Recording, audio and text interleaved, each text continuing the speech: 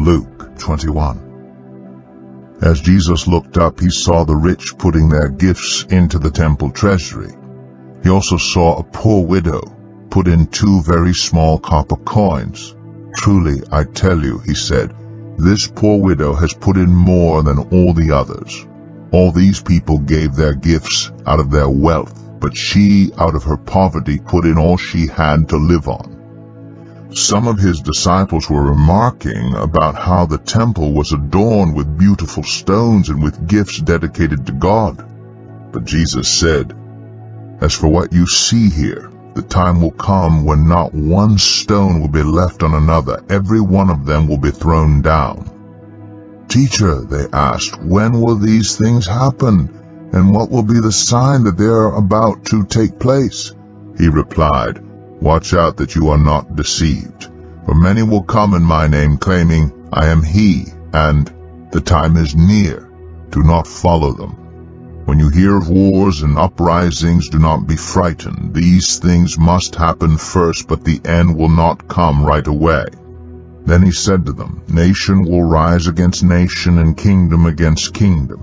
There will be great earthquakes, famines, and pestilences in various places, and fearful events and great signs from heaven.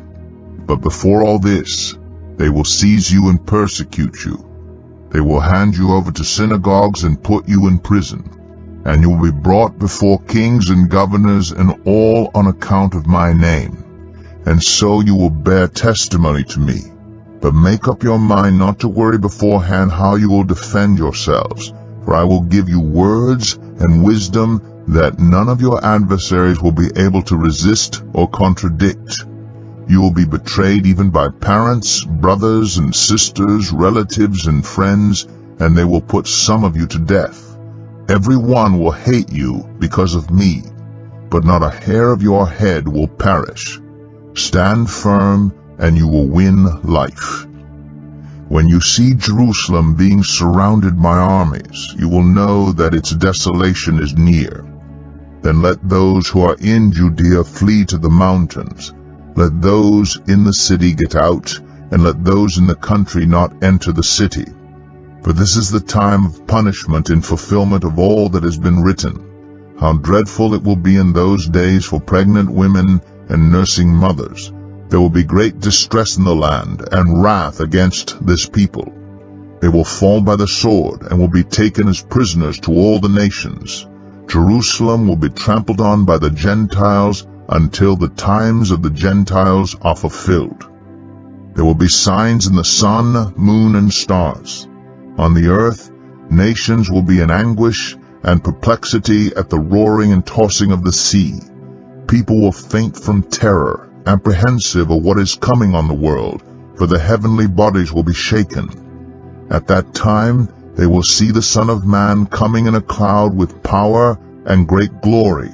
When these things begin to take place, stand up and lift up your heads, because your redemption is drawing near."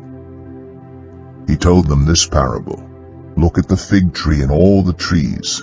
When they sprout leaves, you can see for yourselves and know that summer is near. Even so, when you see these things happening, you know that the kingdom of God is near. Truly, I tell you, this generation will certainly not pass away until all these things have happened. Heaven and earth will pass away, but my words will never pass away. Be careful, or your hearts will be weighed down with carousing, drunkenness, and the anxieties of life, and that day will close on you suddenly like a trap. For it will come on all those who live on the face of the whole earth. Be always on the watch and pray, that you may be able to escape all that is about to happen, and that you may be able to stand before the Son of Man." Each day Jesus was teaching at the temple, and each evening he went out to spend the night on the hill called the Mount of Olives, and all the people came early in the morning to hear him at the temple.